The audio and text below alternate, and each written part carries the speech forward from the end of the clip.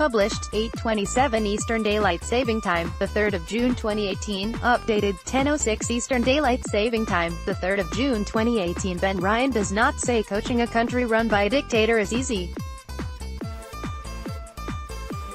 Only that it is easier than working for the RFU. The 41-year-old is back in the UK, having spent 3 years as head coach of Fiji Rugby Sevens team, an adventure that saw him deal with naval officer turned Prime Minister Frank Bainiramama, work under a boss that had been convicted of manslaughter for a union without a penny to its name, but which culminated in leading the country to their first ever Olympic gold medal at Rio 2016, an adventure he has written about extensively in his upcoming book, Sevens Heaven, and one that started thanks to a miserable existence at England Rugby.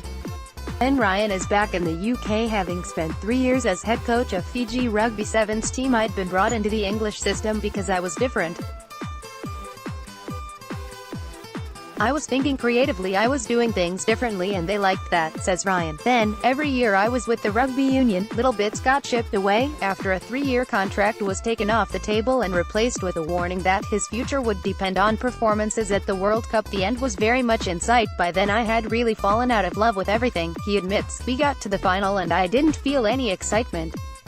I was like, I've got to leave. A chance message from a friend, telling him the Fiji job had just been advertised on Twitter, rekindled his enthusiasm.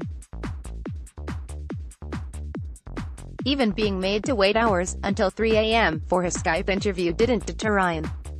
Neither did a phone call weeks later informing him he had 20 minutes to decide if he wanted the job or not. It was only when he arrived that he realized the size of the task ahead. There was nothing, Ryan says. The union was bankrupt, it was getting investigated by World Rugby. They told me I wasn't going to get paid for 5 months. His coaching role saw him deal with naval officer turned Prime Minister Frank Bainiramama. No one was contracted, so at any point they could just disappear. None of them had done any sort of training. One of them had had a curse put on him. It was just one thing after another. The bright light in all of this was the people, and when I actually got on the field with them and started training, they just loved the game. They're so happy. Ryan could make ends meet on the island by living off the severance package from the RFU. The rest of its inhabitants were not as fortunate. Our rich kid, OSEA colonist, had 3 other siblings. His dad couldn't afford for all of them to get on the bus every morning for school, so one would always have to walk a couple of hours, but this was the kid in the squad who came from a good background. It does humble you. One player's father hitchhiked across the country and slept on the floor at Nadi Airport in order to wave his son off for a tournament, all because he couldn't afford the bus fare of £1.50. As head coach, he led the country to their first ever Olympic gold medal in Rio back in 2016. The adversity faced by players and their families, however, was also what brought the team together. While players struggled financially, they were rich in ability. There were loads of strengths that the program had because of the poverty that they came from and the lack of money, explains Ryan. They gain an understanding because they are playing with a plastic bottle full of sand, or a rugby ball that has been in the village for 10 years that has no grip, or a curled up t-shirt. They're playing on undulating ground with no boots on. It's so chaotic, but it means they're so good. The theme that less can be more followed Ryan throughout his journey with Fiji, and he believes it is one that professional sports should be focusing on in an age of endless data and analysis. One moment ahead of a tournament in France emphasized that message. We were in Paris and I was just walking back from breakfast and I walked through the hotel corridor where the England boys were, he says. Outside each room there were their carefully folded playing and training kit, their bottles of drinks they were going to have in the morning. Everything was there.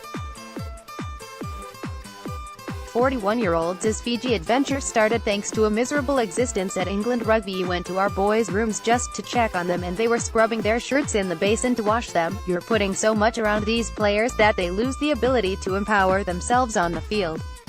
Then you moan when he has a 2-on-1 in the game and he doesn't pick the right pass. It translates into life. There were 8 members of that England squad in the Great Britain team for the 2016 Olympics.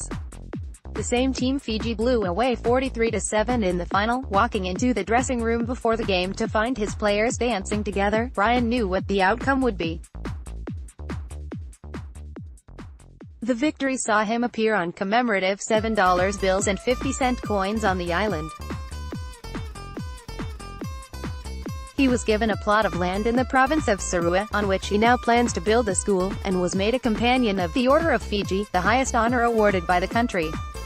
He is open to a return to the 15A side game, getting down to the last two for the Harlequins job, yet he is determined not to let the achievement define his career. "I hope I don't always be that bloke going, that was the only thing.